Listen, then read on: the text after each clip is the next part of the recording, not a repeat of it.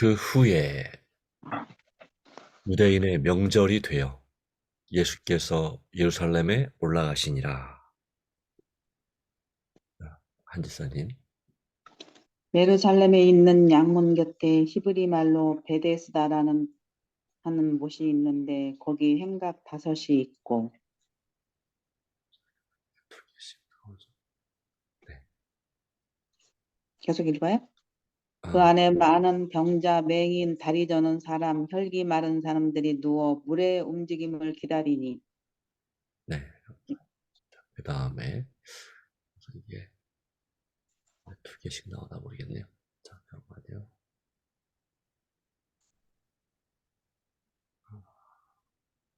많은 천사가 가끔 곳에 내려와 물을 움직이게 하는데 움직인 후에 먼저 들어가는 자는 어떤 병에 걸렸든지 낫게 되미이로라. 그 다음에 이수환 성도님. 수백 명의 환자가 그곳을 방문했으나 물이 요동할 때에는 무리가 너무 많아서 자신들보다 약한 남자, 여자, 아이들을 발로 짓밟으면서 서로 앞을 다퉈 밀려 들어갔다. 몇 절, 많은 사람, 몇 절 읽으셨죠? 5절 읽어야 되는데요. 38배 된 병자가 있더라. 네. 이게, 잠깐만요. 이제 목사님 읽으셔야죠. 6절.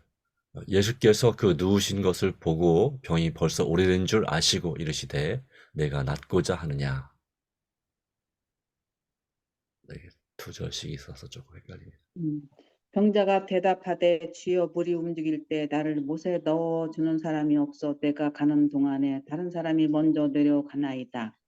병자가 대답하되 주여 물이 움직일 때 나를 못에 넣어주는 사람이 없어 내가 가는 동안에 다른 사람이 먼저 내려가나이다. 예수께서 이르시되 일어나 네 자리를 들고 걸어가라 하시니 2절씩 읽으라. 9절 하나만 읽으십시오. 하나만. 9절.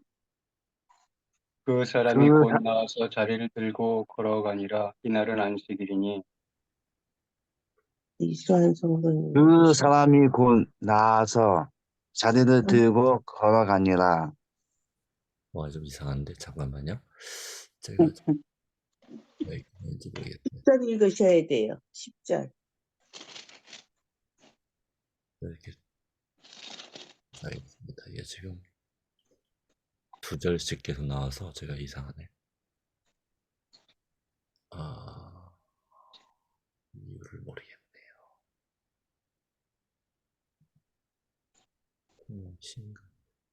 10절 읽을 차례인데요. 네네. 그런데 잠깐만요. 그냥 성경으로 읽으시긴 할 것 같습니다. 이 화면이 지금 제가 이거를 써야 되겠어요.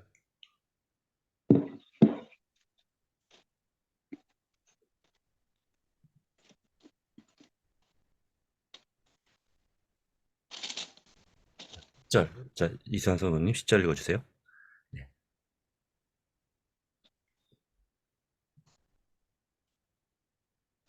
어디 있는지 잘 못 찾겠습니다. 요한복음 5장 10절이요. 5장 5장 10절 10절. 5장 10절이요. 성경책. 성경책이었나.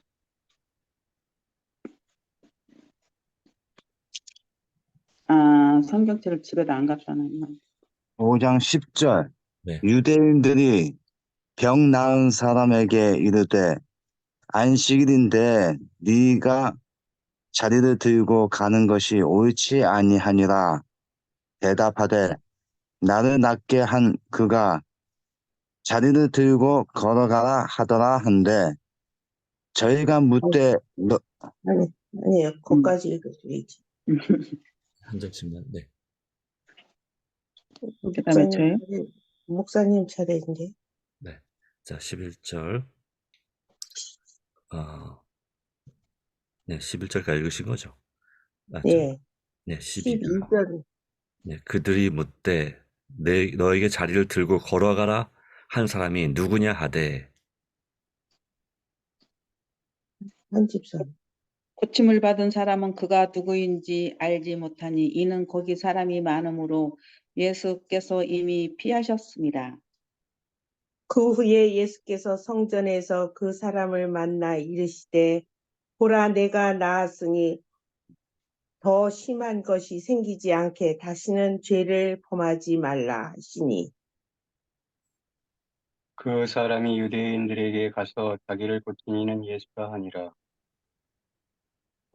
그러므로 안식일에 이러한 일을 행하신다 하여 유대인들이 예수를 핍박하게 된지라. 네, 예수께서 그들에게 이르시되 내 아버지께서 이제까지 일하시니 나도 일한다 하시매 유대인들이 이로 말미암아 더욱 예수를 죽이고자 하니 이는 안식일을 범할 뿐만 아니라 하나님을 자기의 친아버지라 하여 자기를 하나님과 동등으로 삼았음이로라.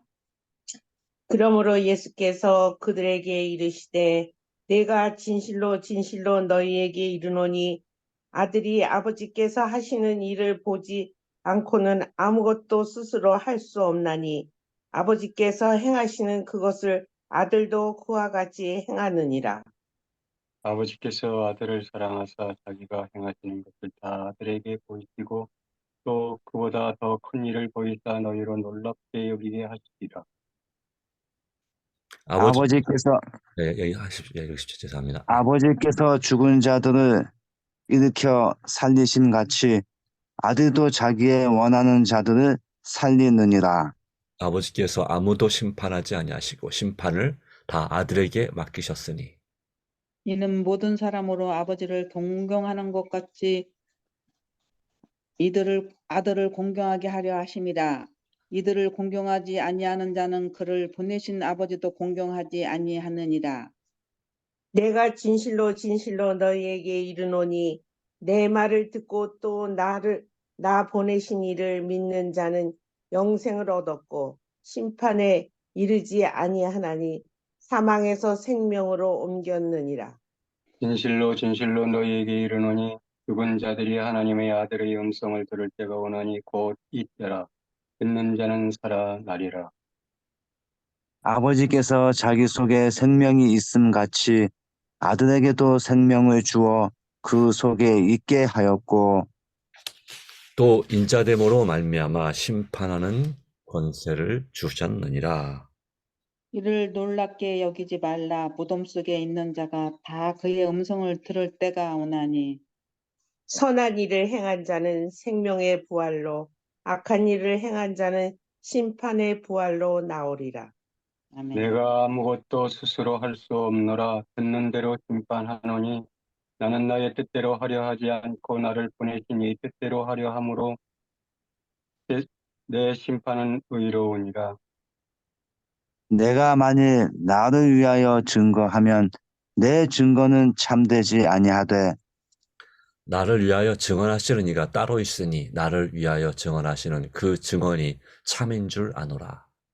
너희가 요한에게 사람을 보내매 요한이 진리에 대하여 증언하였느니라.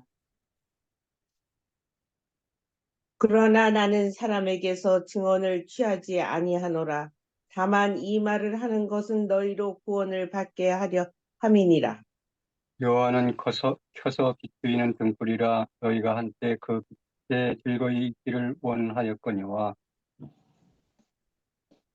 내게는 요한의 증거보다 더 큰 증거가 있으니 아버지께서 내게 주사 이루게 하시는 역사 곧 나의 하는 그 역사가 아버지께서 나를 보내신 것을 나를 위하여 증거하는 것이요 또한 나를 보내신 아버지께서 친히 나를 위하여 증언하셨느니라. 너희는 아무 때에도 그 음성을 듣지 못하였고 그 형상을 보지 못하였으며 그 말씀이 너희 속에 거하지 아니하니 이는 그가 보내신 이를 믿지 아니함이라. 너희가 성경에서 영생을 얻은 줄 생각하고 성경을 연구하거니와 이 성경은 곧 내게 대하여 증언하는 것이니라. 그러나 너희가 영생을 얻기 위하여 내게 오기를 원하지 아니하는도다. 나는 사람에게 영광을 취하지 아니하는도다. 다만 하나님을 사랑하는 것이 너희 속에 없음을 알았노라. 나는 내 아버지의 이름으로 왔음에 너희가 영접하지 아니하나 만일 다른 사람이 자기 이름으로 오면 영접하리라. 너희가 서로 영광을 취하고 유일하신 하나님께로부터 오는 영광은 구하지 아니하니 어찌 나를 믿을 수 있느냐? 내가 너희를 아버지께 고발할까 생각하지 말라. 너희를 고발하는 이가 있으니 곧 너희가 바라는 자 모세니라. 모세를 믿었다면 또 나를 믿었으리니 이는 그가 내게 대하여 기록하였음이라. 그러나 그의 글도 믿지 아니하거든 어찌 내 말을 믿겠느냐 하시니라. 그 다음에 함께할 말씀은 시대소망 21장. 시대소망 21장 베데스다와 사내들인인데요. 네. 제가 읽었으니까 그 다음에 한지사님. 예루살렘이 있는 양문 곁에 히브리 말로 베데스라 하는 못이 있는데 거기 행각 5이 있고 그 안에 많은 병자, 소경, 절뚝발이, 혈기 마른 자들이 누워 물의 동함을 기다리니라. 이 못의 물은 때때로 움직였으며 일반적으로 이 일을 초자연적인 능력의 결과로서 누구든지 물이 요동한 후에 이 물속에 먼저 들어가는 자는 그가 어떤 병을 가지고 있든지 나음을 받는다고 믿었다. 수백 명의 환자가 그곳으로 방문했으나 물이 요동할 때는 무리가 너무 많아서 자신들보다 약한 남자, 여자, 아이들을 발로 짓밟으면서 서로 앞을 다퉈 밀려 들어갔다. 많은 사람이 그 못 가까이에 갈 수도 없었다. 못 가까이 이르기에 성공한 많은 사람이 그 못가에서 죽었다. 그곳에는 오두막이 세워져 환자들이 낮에 뜨거움과 밤에 냉기에서 보호받을 수 있었다. 거기에는 날마다 고침을 받겠다는 헛된 소망을 안고 연못가에 기어와서 밤을 새우는 사람이 많았다. 예수께서 다시 예루살렘에 오셨다. 예수께서는 외관상 명상과 기도를 하시는 모습으로 홀로 걸으시다가 그곳에 이르셨다. 그는 비참한 환자들이 나올 수 있는 유일한 기회라고 생각하시는 시기를 기다리는 것을 보셨다. 예수께서는 당신의 치유력을 행사하시는 모든 고통당하는 자를 건강하게 하시기를 갈망하셨다. 그러나 그날은 안식일이었다. 무리가 경배하기 위하여 성전에 가고 있었다. 예수께서는 이러한 치료의 행위가 유대인들의 편견을 자극시켜서 당신의 사업의 수명을 짧게 단축시킬 것을 아셨다. 아멘. 네, 감사합니다. 네. 조금 처음 읽을 때, 성경 읽을 때 혼란이 있었던 것을 좀 죄송스럽게 생각합니다. 네. 자, 오늘 요한복음 5장의 내용에는 제일 처음 1절부터 18절까지는 베데스다 연못에서의 그러한 이야기, 오랜 병자를 38년 된 병자를 고치시는 예수님의 이야기가 나옵니다. 그리고 19절부터 29절까지는 바로 예수님께서 자신에 관하여서 하시는 설교 말씀이죠. 그분의 아들의 권한이라고 바로 아버지 따라 하신다는 그 말씀을 말씀하고 있습니다. 물론 30절까지라고 봐야 될 것 같습니다. 그 다음에 31절부터 47절까지는 예수님의 증언, 증거, 바로 예수님을 믿게 하는 증거라고 하는 구절이 되겠습니다. 일반적으로 요한복음 5장에서 제일 우리가 많이 기억하는 성경절은 무엇일까요? 바로 그것은 대표적으로 2가지가 있는데, 첫 번째는 요한복음 5장 39절입니다. 제일 처음에 우리가 성경을 배울 때에 요한복음 5장의 구절 중에서 배우는 말씀은 요한복음 5장 39절이죠. 너희가 성경에서 영생을 얻는 줄 생각하고 성경을 상고하거니 또는 연구하거니와 이 성경이 곧 내게 대하여 증언하는 또 증거하는 것이니라. 이것이 이제 요한복음 5장 39절, 보통 우리가 주요 기억절 암송할 때, 열세 기억절 암송할 때 종종 나오는 성경절이 요한복음 5장 39절입니다. 또 하나는 바로 뭐냐면 요한복음 5장 25절 그리고 29절의 말씀이 되겠습니다. 28, 29절.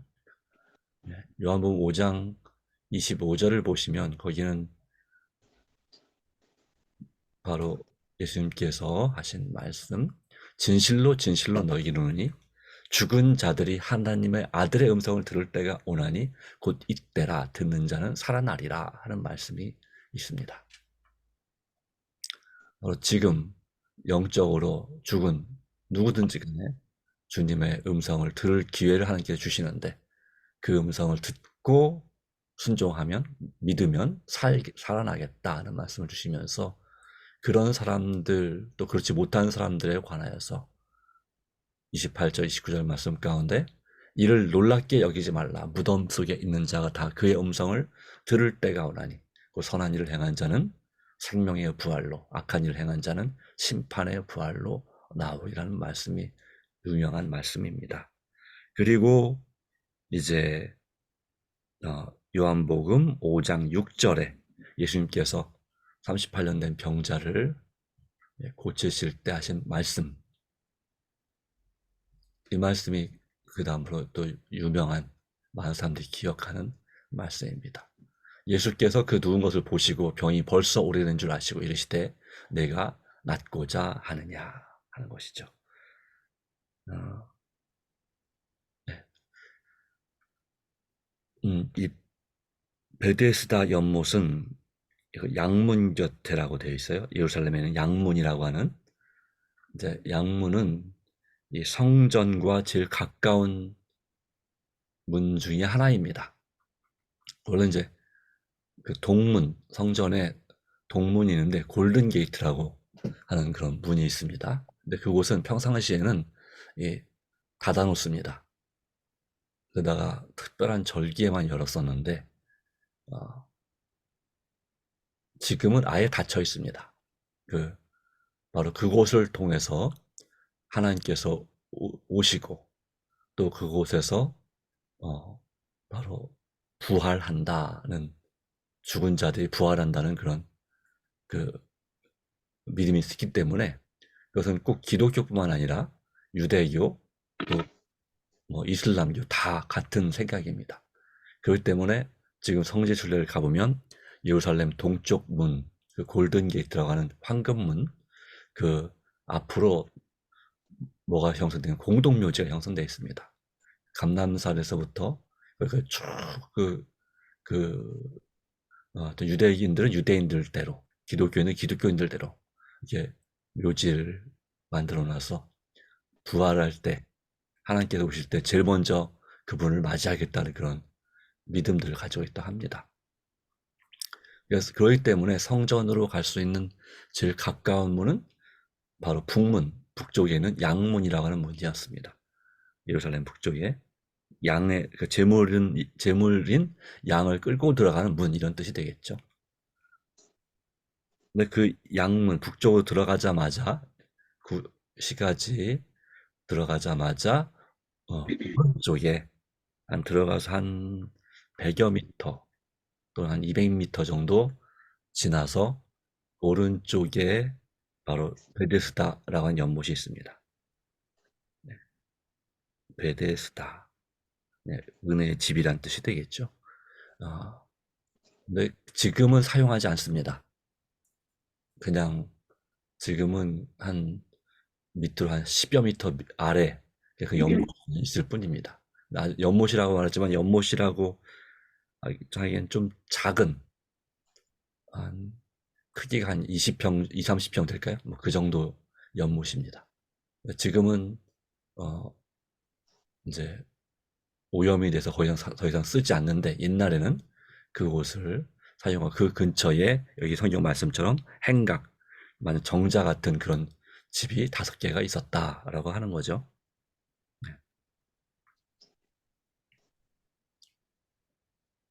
그런데 이제 가끔씩 그 물이 이렇게 그 샘물에서 아마도 이 공기가 올라오면서 물이 움직이는 때가 있었습니다. 근데 그 당시에 사람들의 믿음은 어떤 초자연적인 능력의 결과로 천사가 와서 물을 치고 간다. 가끔씩 그렇게 믿었습니다. 어떻게 그렇게 믿게 되는지는 알 수 없지만 그렇게 믿었고 그 연못에 제일 먼저 들어간 사람은 어떤 병에 걸렸든지 낫는다고 하는 그런 전설이 내려왔습니다. 네. 그래서 그 소문이 나서 이 사람들이 아픈 환자들이 그 주변에 진을 치고 있었던 거죠. 수백 명의 환자들이 그곳에 있었습니다. 그런데 문제는 그 물이 그렇게 움직일 때가 일정하지 않다고 하는 거죠. 언제 물이 움직일지 모르기 때문에 거기에 그냥 계속 있는데 그리고 물이 움직이면 사람들이 이제 물이 움직인다면서 뛰어드는데 달려가고 기어가고 하는데 누구만 들어가 있습니까? 힘센 사람이 제일 빨리 걸을 수 있는 사람이 들어가겠죠. 근데 그런 가운데서 여기 있는 상황을 생각해 볼 때 그 물로 향해 가다가 밟혀 죽는 사람들이 더 많았다는 거죠. 다쳐서. 그러니까 물 때문에 사람들이 사는 것이 아니라 죽는 경우가 더 많았다는 안타까운 일이 있습니다. 그렇다면 그것을 정말 천사가 진짜 물을 이렇게 움직이게 하는 것일까? 글쎄요. 하나님의 천사는 아닌 것 같다는 생각이 듭니다. 그렇게 사람들이 그 물 때문에 죽는다면 하나님은 그런 일을 하실 분이 아니기 때문에 살려고 들어갔다 도리어 죽는다면 합당하지 않은 것이죠. 그러나 사실 다시 말하면 그것은 헛된 소망이죠. 헛된 소망. 하나님께 주신 진정한 소망이 아니라 헛된 소망을 바라보면서 거기에 그 헛된 기대 가운데 특별히 이 다리가 불편한 사람들은 거기에 제일 먼저 들어갈 가능성이 전혀 없음에도 불구하고 그래도 그 근처에서 다리가 불편한 이 환자들조차도 거기에서 헛된 꿈을 꾸고 있었다. 근데 그 중에 한 사람이 있었는데 그 사람이 몇 년 동안 이런 병을 앓았습니까? 무슨 병인지는 알지 못하지만 8년. 38년. 38년이라는 세월 동안 그러니까 이분 나이가 태어나면서부터 그랬으면 38살이고 만약에 30대에 그랬으면 벌써 68살인 그런 상황이 되죠. 아마도 글쎄 정확한 나이를 알 수가 없습니다. 그러나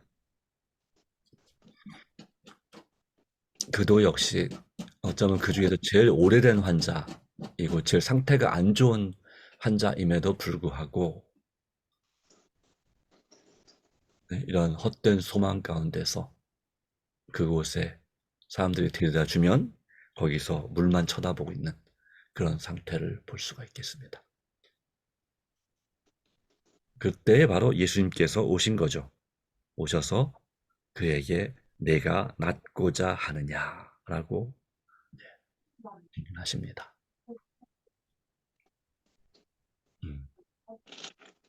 내가 낫고자 하느냐? 이런 말씀이 있습니다. 그리고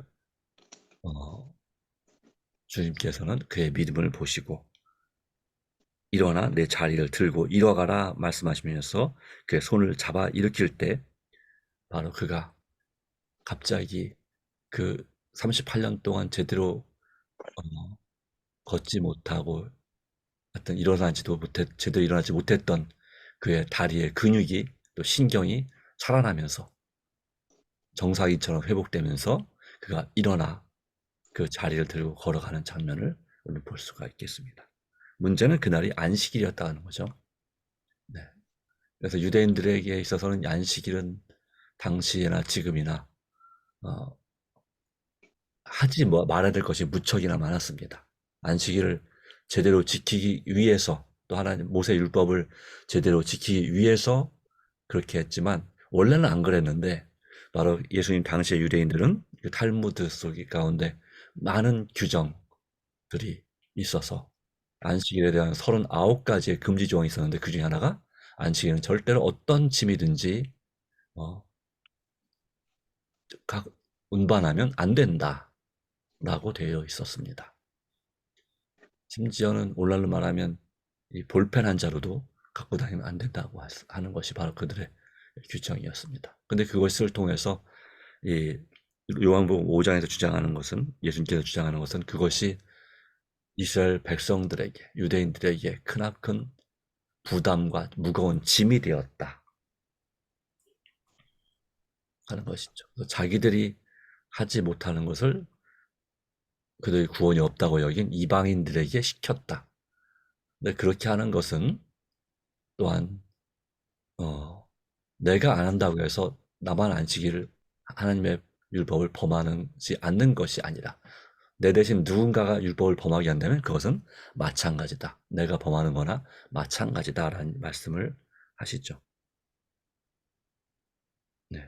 그리고 요한복음 5장에서 예수님 최초로 처음으로 예수님께서 바로 하나님 아버지와 동등이심을 드러내는, 바로 내 아버지께서 일하시니 나도 일한다라는 말씀을 통해서, 아버지라는 표현을 통해서 바로 그렇게 유대인들이 예수님을 신성모독으로 박해하는 일이 더 심해지게 됐습니다. 그러나 또 이어진 말씀 가운데서 예수님께서는 아무것도 스스로 할 수 없다라는 말씀을 주십니다. 그런 말씀이 19절과 30절에 이렇게 나옵니다. 예수님은 뭐든지 할 수 있는 분이신데 왜 아무것도 스스로 할 수 없다고 말씀하실까요? 그 부분은 이 땅에 사람으로 오셔서 우리의 모본으로서 자신의 능력을 활용해서 어떤 일도 하지 않고자 하신 것입니다. 오직 하나님께로부터 능력을 받아서 또 하나님께서 하라고 하시는 일을 하는 것이 그분의 사명이었다라고 하는 사실을 말씀하고 있습니다.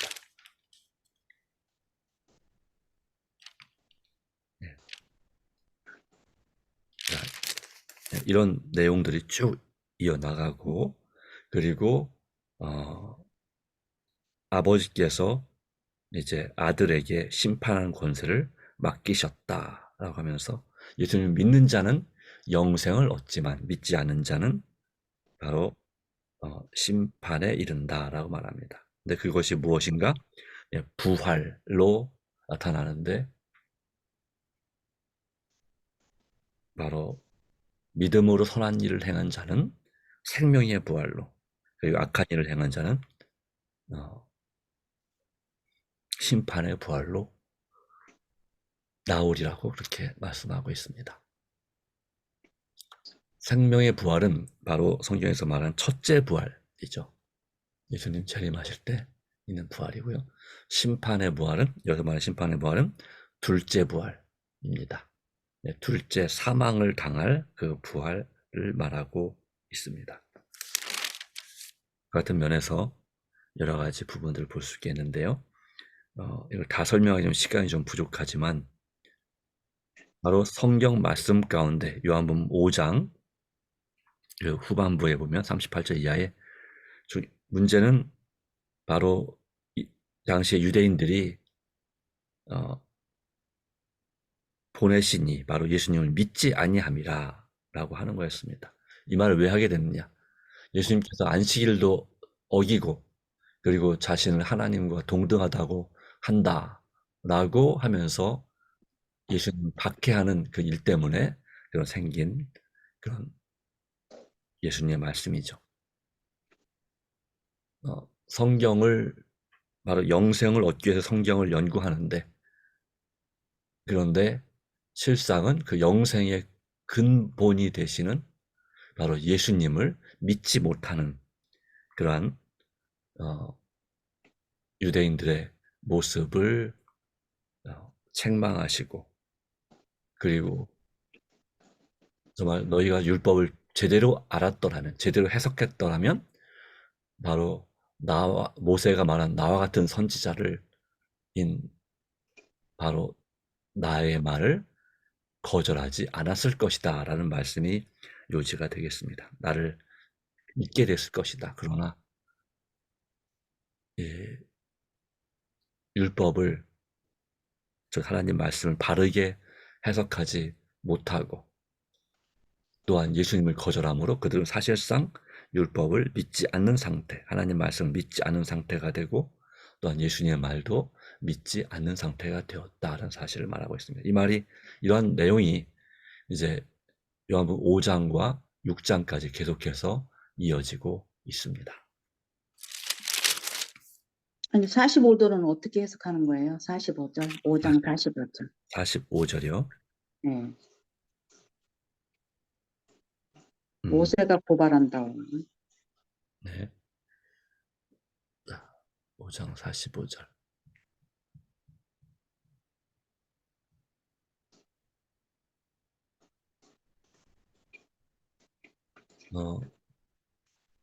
네. 자, 이 말씀은 46절과 연관이 있는 거죠. 모세를 믿었더라면 나를 믿었으리라 하는 말인데요. 믿는다고 하지만 실상은 이 모세의 글도 제대로 믿지 아니한다라는 얘기가 되겠죠. 그러기에 너희를 고발하는 이가 있으니 곧 너희가 바라는 자 모세니라 말할 때 그 말은 비유라고 말할 수 있겠습니다. 실제로 모세가 고발한다 라는 뜻은 아닌 거죠. 물론 천국에 모세가 부활해서 살아있지만, 네.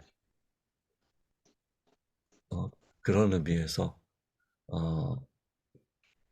이제 내가 너희를 아버지께 고발할까 생각하지 말라 하는 말씀에 대한 보충 설명으로 말씀하셨는데, 그러니까 이들이 예수님을, 바로 하나님께로부터 오신 예수님을 믿지 아니하는 거잖아요. 네.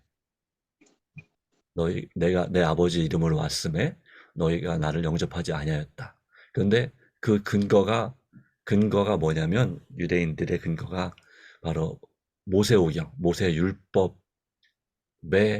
그 말씀을 제대로 해석하지 못함으로 인해서 그 모세 율법과는 나타난 구약의 그 성소의 모든 제사제도, 성소의 구조, 그리고 유대인의 7대 전리 같은 그 모든 것이 다 예수님을 가리키는 것임에도 불구하고 그것을 그들이 바라보지, 깨닫지 못했던 것이죠.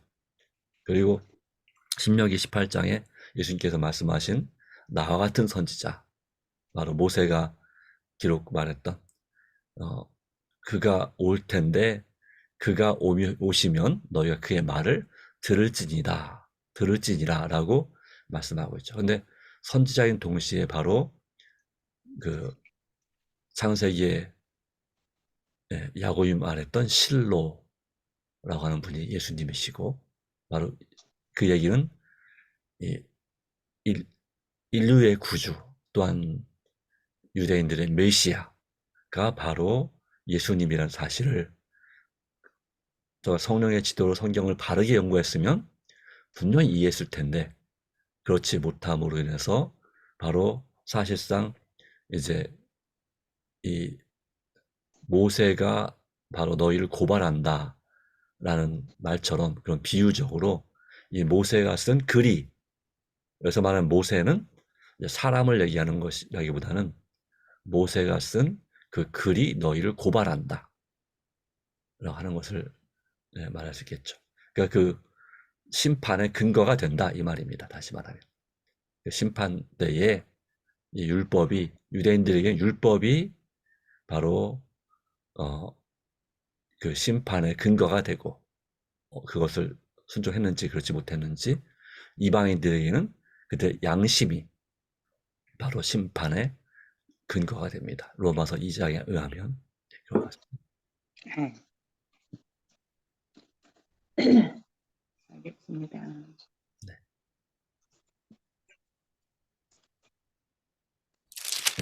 설명이 좀 길었군요.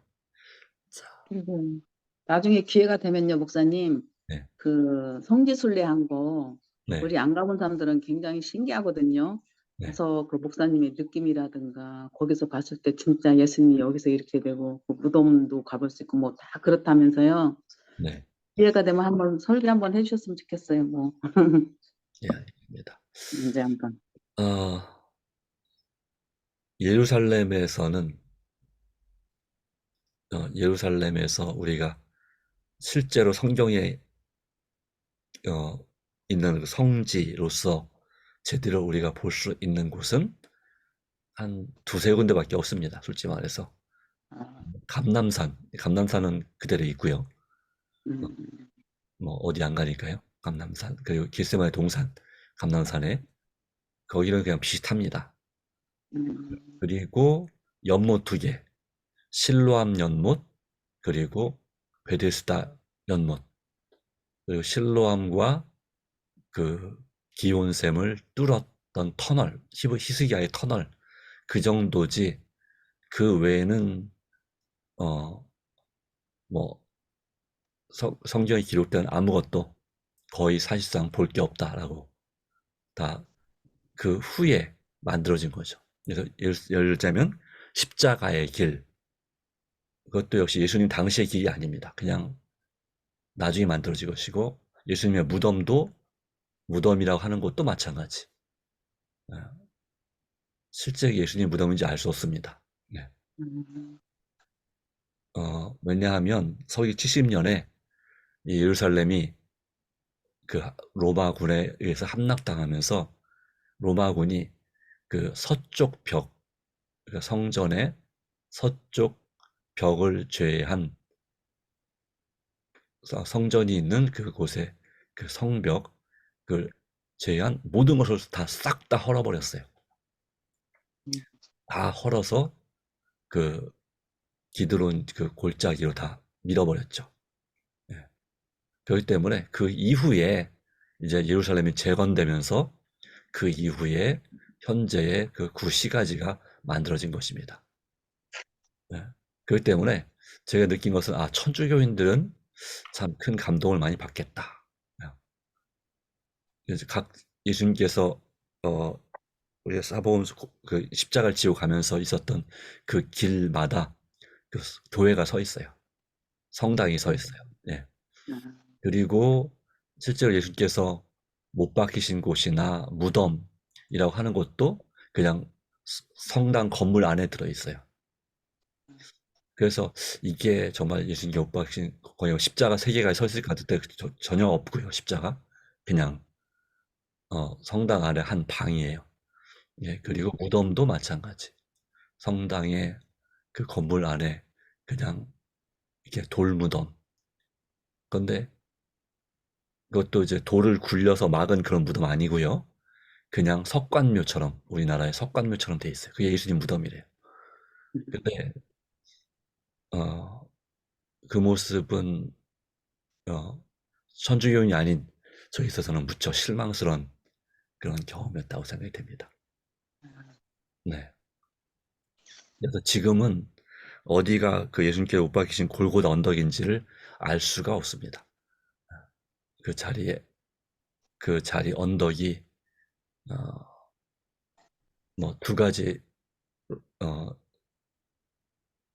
뭐 이론이 있는데 그 언덕이 약간 해골 모양처럼 생긴 언덕이 있다. 그 골고다다라고 하는데 그것은 예수님 이후에 후대에 그 돌을 캐내면서 생긴 그런 곳이라고 합니다. 그래서 그곳은 또 정확한 곳이 아니고 하여튼 그런 면에서 볼 때 우리는 그곳에서 이 빌라우드의 법정도 역시 또 뭐 지금 이미 없고 현재는 존재하지 않고 있고 그런 모든 면에서 볼 때에 예루살렘에서는 그나마 은혜 받은 성지로 성경에 기록된 예수님의 성지로 우리가 은혜 받을 만한 곳은 감람산에 겟세마네 동산밖에 없더라 하는 것이 제 느낌이고요.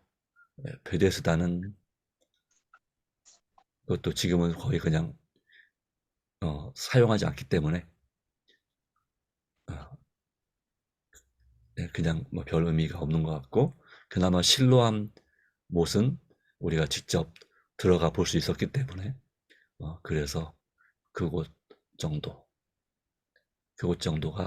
이 예루살렘에서의 성지라고 할 수 있겠습니다. 더 은혜 받은 곳은 갈릴리오스가 더 실질적으로 거의 옛날의 모습을 그대로 보존하고 있기 때문에 더 거기가 더 성지 같더라는 생각이 개인적인 생각입니다. 기회가 되면 그 모습들 한번 사진 찍어 놓은 것들을 보여드릴 수 있겠습니다. 근데 감람산에서 예수님이 앞으로 재림하실 거잖아요. 네. 감람산에서. 그 감람산 모습은 어떻게 넓고 크고 막 그래요? 어때? 조그마한 언덕이에요? 감람산에서 예수님이 재림하시기보다는 이제 네.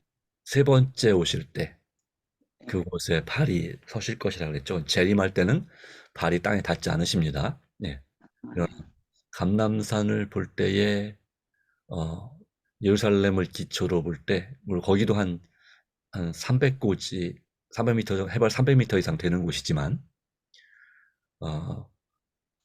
그래도 완만한 경사로 올라가는데, 그러니까 예루살렘이 그게 내려다 보일 정도, 그 정도 높이는 됩니다. 그러니까 우리 교회로 따지면 교회 오른쪽에 있는 그 산 정도, 그 어학고개 넘어가는 그 정도 높이는 됩니다. 네. 근데 다만 경사가 가파르진 않습니다. 네. 여기 어학고개 올라가는 천보산은 경사가 가파른데, 그러니까 그냥 그 우리 교회 앞에 도로로 해서 어학고개 넘어가는 정도 경사, 그 정도로 보시면 되겠습니다. 네. 거기에도 다 교회가 서 있습니다. 그리고 예수님이 기도하셨던 곳, 뭐 이런 교회가, 기념교회가 있는데, 그래서 그 기념교 옆에 그 1000년 이상 된 그 올리브나무, 감람나무가 있는 정원이 있어서, 그래도 이런 곳에서 예수님께서 기도하셨겠구나 하는 그런 느낌을 받을 수 있는 그 올리브나무 숲이 있습니다. 네.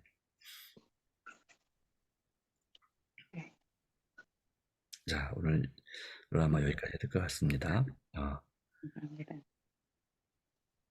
네. 이 요한복음 5장에 우리에게 주시는 여러 가지 많은 좋은 교훈의 말씀이 있습니다. 그러나 또 특별히 25절의 말씀을 읽고 마무리하고자 합니다.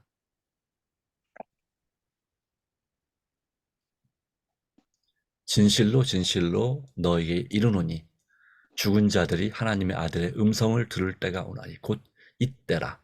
듣는 자는 살아나리라. 이 진실로 진실로를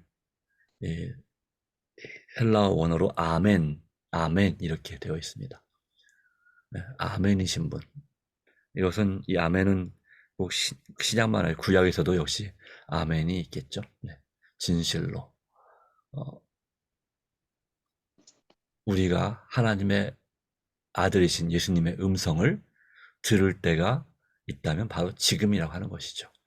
성경 말씀을 통해서, 또 개인의 경험을 통해서, 또한 교회를 통해서, 또 천연제를 통해서 우리는 하나님의 아들의 음성을 들을 때가 있습니다.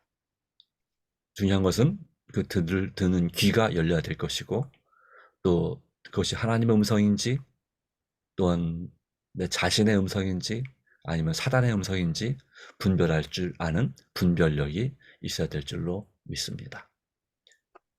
진심으로 예수님을 믿음으로써 우리가 이 38년 된 병자처럼 우리가 정말 영적으로나 육적으로 나음을 받을 수 있는 하나님의 사람들이 되기를 간절히 바랍니다. 네, 기도하겠습니다. 하나님, 오늘도 주신 은혜 감사합니다. 아멘. 오늘 우리에게 주시는 은혜, 바로 영생을 얻는 줄 생각하고 성경을 연구하거니와 이 성경이 곧 내게 대하여 증거하는 것이라 하는 말씀을 기억하고, 또한 그분의 음성을 들을 수 있는 분별력 있는 우리의 영적인 귀가 열리게 해주시기를 간절히 바랍니다. 그리고 듣고 믿음으로 순종함으로 듣는 자는 살아나리라 하는 말씀이 우리 삶에서 성취되게 하시고 마침내 부활의 날에 주님의 음성을 듣고 생명의 부활에 참여할 수 있는 하나님의 자녀들이 되게 해주시기를 간절히 바랍니다. 그리고 우리가 믿음으로 38년 된 이 병자처럼 우리가 내가 낫고자 하느냐 할 때에 우리가 믿음으로 반응할 수 있는 우리가 되게 해주시기를 바랍니다. 주님의 손을 붙잡게 하옵소서. 날마다 인도하여 주시고 우리가 드린 개인적인 기도 가운데 주께서 크게 역사하여 주시옵소서. 모든 걸 주님께 온전히 의탁하오며 예수님의 이름으로 기도합니다. 아멘. 감사합니다. 감사합니다. 하나님의 은혜 감사하기 바랍니다.